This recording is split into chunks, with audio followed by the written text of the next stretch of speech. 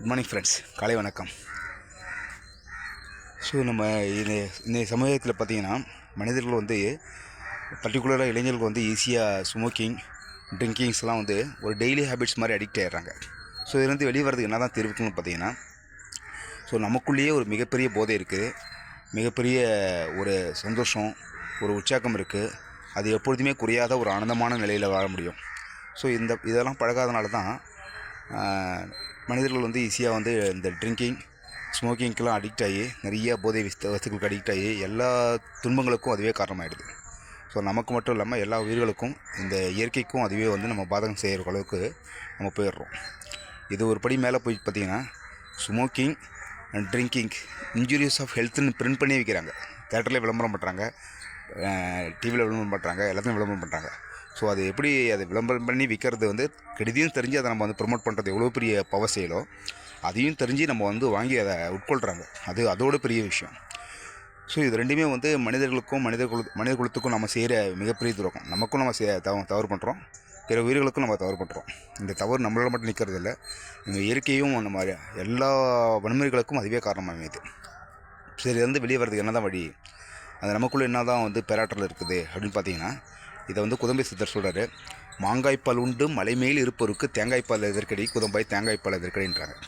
இந்த கல்லுன்ற ஒரு போதையை உட்கொண்டு நம்ம வந்து சந்தோஷமாக இருக்கணும் அவசியம் இல்லை. நமக்குள்ளேயே இன்டர்னலாக ஒரு மாங்காய்ப்பால் இருக்குது.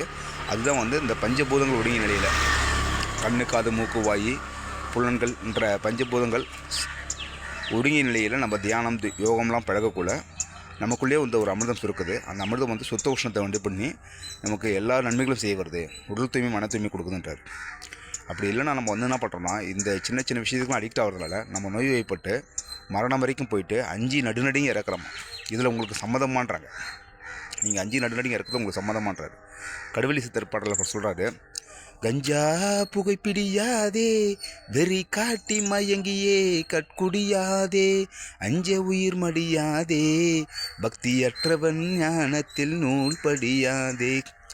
ஸோ இந்த பக்தியாக அற்ற விஷயத்தெல்லாம் போய்ட்டு உங்கள் கவனம் வச்சு நீங்கள் வந்து உங்கள் நேரத்தையும் கவனத்தையும் வீணாக்கிறாதீங்க.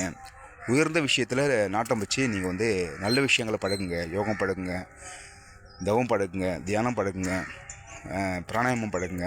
இது மாதிரி நல்ல விஷயங்கள்லாம் பழக ஆட்டோமேட்டிக்காக நம்ம நாளடைவில் வந்து நம்மளுடைய உடலுக்கும் மனதுக்கும் தூய்மைப்படுத்தி நம்ம எல்லாருமே ஆரோக்கியமாக வாழலான்ட்டு தான் போகிறோம். தீய விஷயங்கள்லாம் நம்ம கவனம் வச்சோம்னா நம்ம 5 நடுநடுங்கி இறந்துரும்ன்றது தான் சொல்கிறாங்க. கூடா நட்பு கேடாய முடியுன்றது இதனுடைய பொருள் தான். அது நன்றி நண்பர்கள், நன்றி. Thank you to all. அருட்பெரும் ஜோதி, தனி பெரும் கருணை, அருட்பெரும் ஜோதி. Thank you to all.